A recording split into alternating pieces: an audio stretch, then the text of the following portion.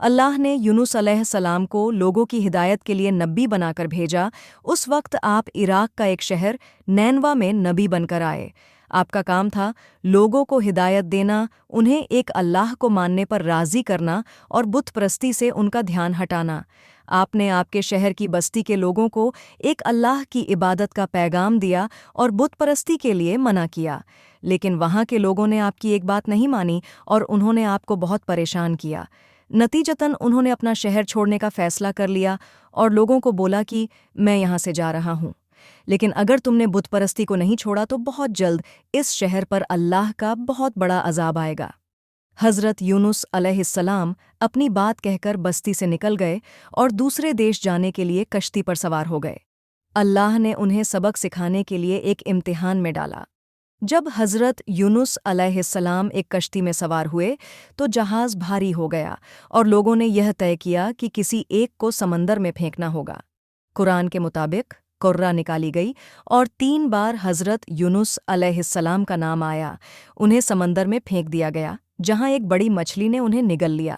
اللہ نے مچھلی سے فرمایا، جس کو تو نے نگلا ہے وہ تیری روزی نہیں ہے، بلکہ میں نے اپنے نبی کو تیرے پیٹ میں ان کی حفاظت کے لیے پہنچایا ہے، انہیں کوئی نقصان نہیں پہنچنا چاہیے۔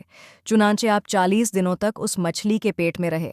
اللہ نے مچھلی کا پیٹ اس طرح کانچ کی طرح صاف کر دیا تھا کہ آپ مچھلی کے پیٹ میں رہتے ہوئے بھی سمندر کے اندر کی ہر چیز دیکھتے اور اللہ کی تسبیح بیان فرماتے رہے۔ اللہ کریم نے آپ کی ساری مشکل آسان فرما دی۔ پھر مچھلی کو اللہ کی طرح سے حکم آیا کہ جہاں سے تو نے حضرت یونس علیہ السلام کو نگلا تھا انہیں وہیں جا کر اپنے منہ سے نکال دے۔ اللہ نے فرمایا، اب میں ان سے خوش ہوں۔ وہ یعنی حضرت یونس علیہ السلام اللہ کے دیے امتحان میں پاس ہو گئے تھے۔ اللہ کا حکم پاتے ہی مچھلی نے آپ کو کنارے پر اگل دیا۔ اس کنارے پر اللہ نے آپ کے رہنے کے لیے ایک پیڑ پیدا فرما دیا اور آپ کی خوراک کے لیے ایک ہرنی کو آپ کو دودھ پلانے کے لیے کہہ دیا۔ کچھ دنوں بعد آپ اپنی بستی کی طرف پھر لوٹے۔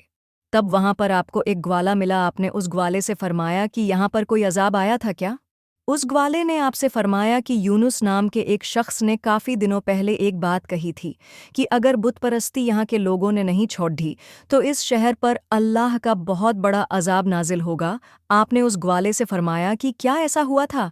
گوالے نے کہا کہ جب وہ شخص یعنی حضرت یونس علیہ السلام جب بستی سے رات کو نکلے تو اگلے دن پورے شہر میں بادل چھا گئے تھے اور چاروں طرف دھواں ہی دھواں ہو گیا تھا۔ ایسا لگ رہا تھا جیسے عذاب آنے والا ہے۔ اس وقت ہمیں لگا کہ یونس کی بات بالکل صحیح تھی۔ تب سارے شہر کے کافی لوگ اپنا سارا سامان اور اپنے پریوار کو لے کر شہر چھوڑ رہے تھے اور اللہ سے دعا کر رہے تھے کہ اللہ انہیں معاف کر دے۔ اس وقت وہاں کے لوگوں نے اللہ سے دعا کی کہ اب شہر کا کوئی بھی آدمی بت پرستی نہیں کرے گا، اور کچھ ہی دیر میں سارے بادل چھٹ گئے اور دھواں ایک دم سے غائب ہو گیا۔ مطلب اللہ نے وہاں کے لوگوں کو معاف کر دیا تھا۔ یہ سن کر آپ حضرت یونس علیہ السلام نے گوالے سے فرمایا کہ جس یونس کی تم بات کر رہے ہو وہ میں ہی ہوں۔ یہ سن کر گوالا آپ کے قدموں میں جھک گیا اور آپ سے معافی مانگنے لگا۔ اس طرح آپ واپس اپنے شہر کی طرف لوٹے۔ اس کے بعد آپ نے وہاں پر اسلام کا پرچم لہرایا اور وہاں کے سبھی لوگوں کو ایک اللہ کی عبادت کے لیے بتایا۔